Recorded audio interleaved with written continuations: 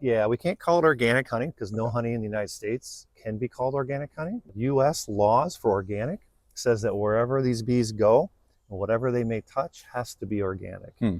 which is impossible in the Yeah. United States. I'm Harrison. I'm with Ranch Route, and today I'm at Honey Lake Bee Company with Brian here.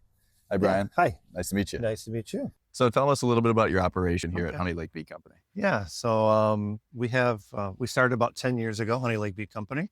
Our name comes from actually the lake that's near here in North Barrington called Honey Lake. And then lake was named after it, Honey Lake, because of the color of the water. It looked honey to somebody. We have about 250 hives in this area. And mainly we sell online or through farmers markets. We are in the process of building a retail store in Lake Barrington, which we Awesome. hope to open late this year or maybe this winter sometime. And on top of that, you sell all across the country through your We website, do. right? Yeah, we ship a lot all across the country. Mainly the beeswax products and propolis, not so much the honey. The honey is mostly sold locally. Awesome. Yeah. Awesome. And what is the history of your operation here? So how did you get started? Yeah, I started when I was about 12 years old, working at Cranbrook, which is just outside of Detroit, maintaining their beehives there. I used to take observation beehives to school with me. I was known as the bee man through in Birmingham. And then I actually took some college level beekeeping classes at Iowa State University. Wow. At the time. They did teach it. But yeah, about 10 years ago, we kind of, my wife and I, we shifted careers and started doing this and saw a big need for it. We first went to the Palatine Farmers Market and sold out right away. So we started adding more hives and the demand just kept growing for some high quality local honey. So that we've now became a full-time business for us. You guys are all organic, all no Yeah, pesticides. we can't call it organic honey because no honey in the United States can be called organic honey. Only imported honeys can be called organic honey. Why is that? Because of the rules, the U.S. laws for organic says that wherever these bees go, whatever they may touch has to be organic, which is impossible in the United States. Outside the country, international law governs this. And so when a sending country makes that claim that it's organic, then the receiving country has to accept it. They can't question it. So that's why if you look at any organic honey's bottles, turn them around, they're not produced in the United States. It's always from outside. Interesting. Okay. And your family's involved in the operation here too. Is that correct? Yep. So my wife, Karen, and our son, Colin. Then we have some other part-time employees as well. Yeah. Awesome. Yeah. Oh, one got in my hair. Is it in your hair right now? Yeah. Oh, cheers. She got out. You're lucky. Nice. Yeah. Today's the first kind of nice day. The bees are going to be a little more aggressive. Yeah, just a little more anxious to get out and get going. So these are what are called nucleus hives. These are just basically, it's a full-fledged hive. And you can see them bringing in pollen like crazy on their legs, the yellow on their legs. Yeah. So because of the rain, pollen is a protein. We also collect pollen and sell pollen to people.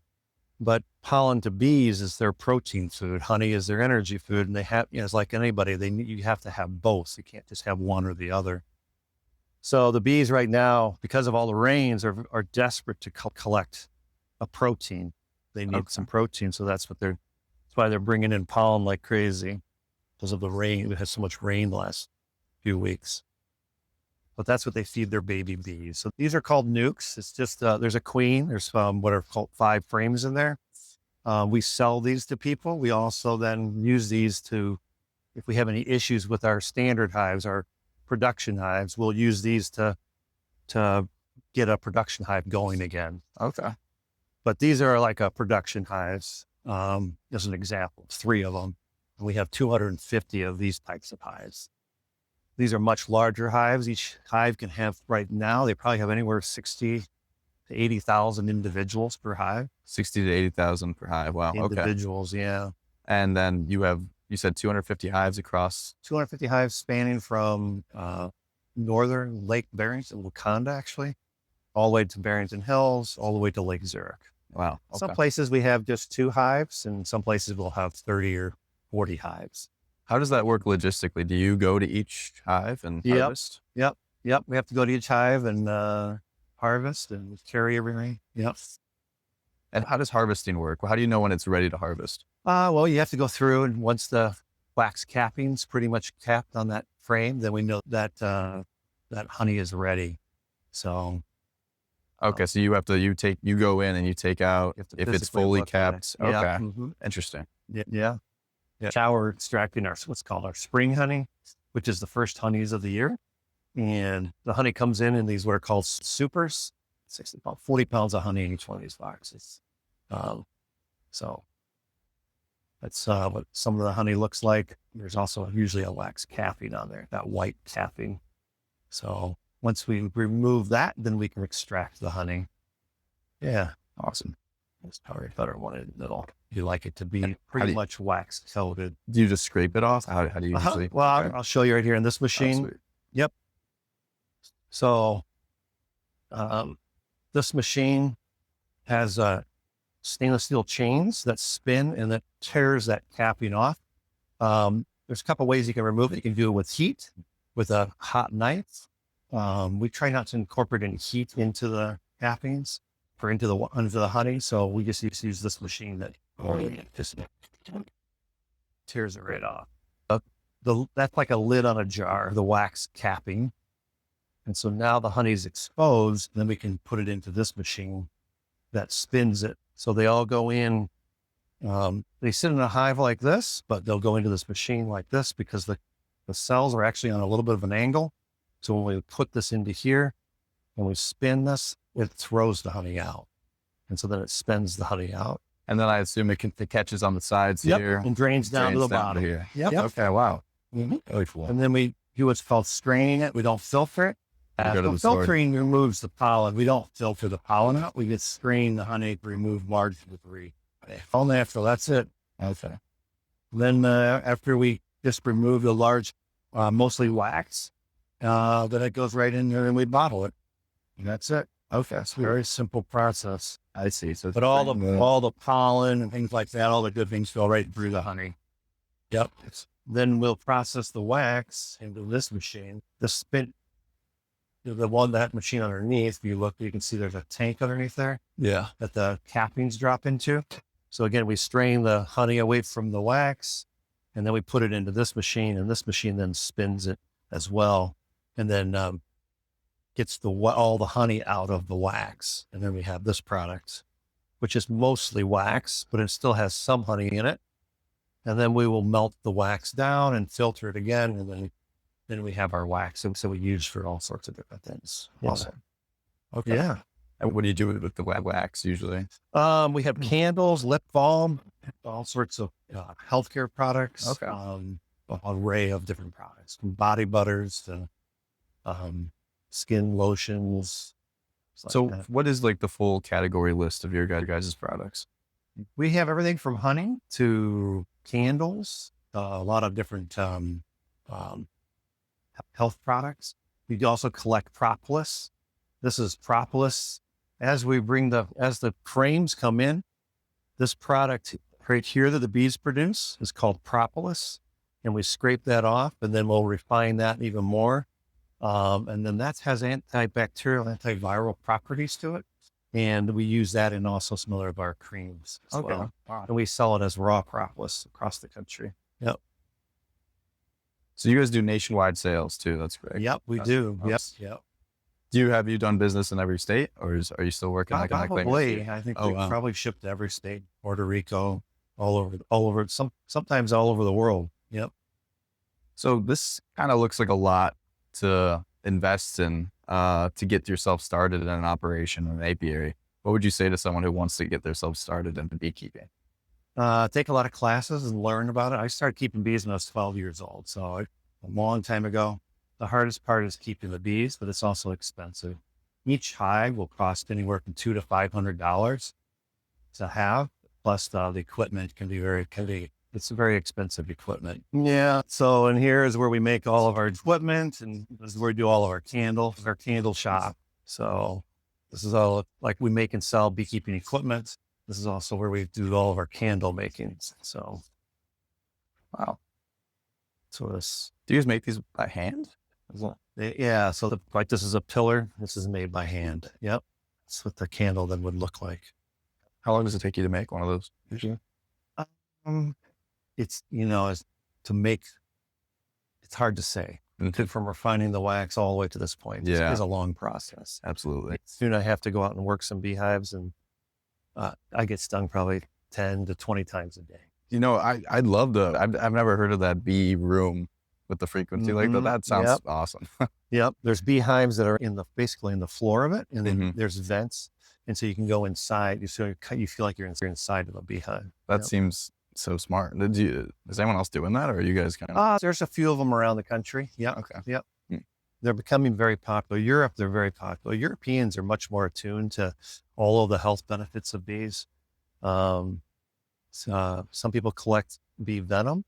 We'll probably start doing that as well. So we do pollen, propolis, honey, wax, and then probably bee venom. Well, do you guys craft any kind of specific honeys, or is it just seasonal based? Just seasonal right now. The only one we have unique to a plant is the goldenrod, which is the very last blooming plant in this area. And it produces a kind of a unique, kind of a butterscotch flavor. Oh, nice. It has a very distinct smell when we're extracting it. We can distinguish it from the rest. So then that's why we segregate that one out. We do work with other beekeepers around the country to sell like tupelo, buckwheat, raspberry, blackberry, blueberry, orange blossom, cranberry honeys. But we take a lot of time to find those beekeepers that we can know and trust that they're producing true honey. A lot of honeys are fake. I'm glad you guys pay attention to Yeah. that. That's good. Yeah. Yep. What do you think about the farming community here? It seems like you guys are well connected, right? Is there a community around farming, around agricultural, around apiaries? Well, within the beekeeping community, there certainly is. Mhm. There's, in Illinois, there's only 7 of us that have this many wow. hives. We're one of 7 in Illinois Wow. that has over 200 hives. So it's not hard to know who those 7 people are. So it's a pretty small group. There are thousands and thousands of beehives in Cook and Lake counties, but most are maintained by hobbyists, where they're maintaining maybe 1 or 2 hives or half a dozen. Okay. But for commercial beekeepers where you have over 200 hives, it's very few of us. Yeah. So what 1 to 2 hives would be 1 to 2 of those Yep. boxes? Each stack is a hive. Oh, each stack. Okay. Yep. Just like each one of these is a hive here. These are technically a hive. Each one of those stacks is a hive. Is it hard to maintain something like that? Like if, let's say you wanted just a stack, to do it as like a fun hobby on the side, would you have to be It's daily on top important. of it? Well, it's not daily. It's a bit, we try to get into the hives at least once a week or a week to 10 days Okay. during the summer. During the winter, it's about once or twice a month. But during the seasons, it's very different management. The doors to the hives are always open. If the bees don't like how we maintain them, they will leave. They'll do what's called abscond. Hmm. So we don't close them up. They're never locked in. We're not a migratory beekeeper, so our beehives remain in place year round, and the door's always open. So Awesome. happy bees, then we'll stay. Unhappy bees, we'll leave. That's awesome. Yep. Not a prison. Nope. Is there any threats right now to beekeeping in general, or is it more of just it's not a focus of big agriculture or anything like that? Yeah, so beekeepers in the big ag probably kind of go hand in hand, because a lot of the agricultural products that we buy, Mhm. strawberries, blueberries, cranberries, pumpkins, cucumbers, are all pollinated by honeybees. So out of the 7 people in Illinois that like our size, probably half of those are actually migratory beekeepers or Okay. more.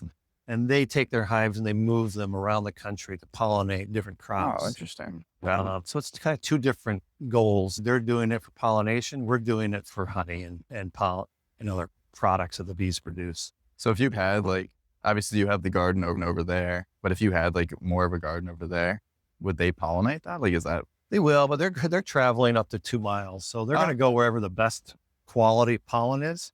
They're very attuned. They don't just randomly go to flowers. They actually, from the hairs of their bodies, sense which flowers have the best nectar, highest quality nectar, Mhm. and best pollen. And then they come back and communicate that when they find it to their sisters, and they precisely go to it. It's all about energy and saving resources. If they're just randomly flying out, then it's waste of energy. So once one finds the a good source that communicate it, and they are very precise in their communications. Awesome. Yeah. That's very cool. But if you had it, they may go to it. They're not all just going to go just because it's in their yard, so to speak. But yeah. Okay. Yeah. Awesome. Yeah. They're happy down there.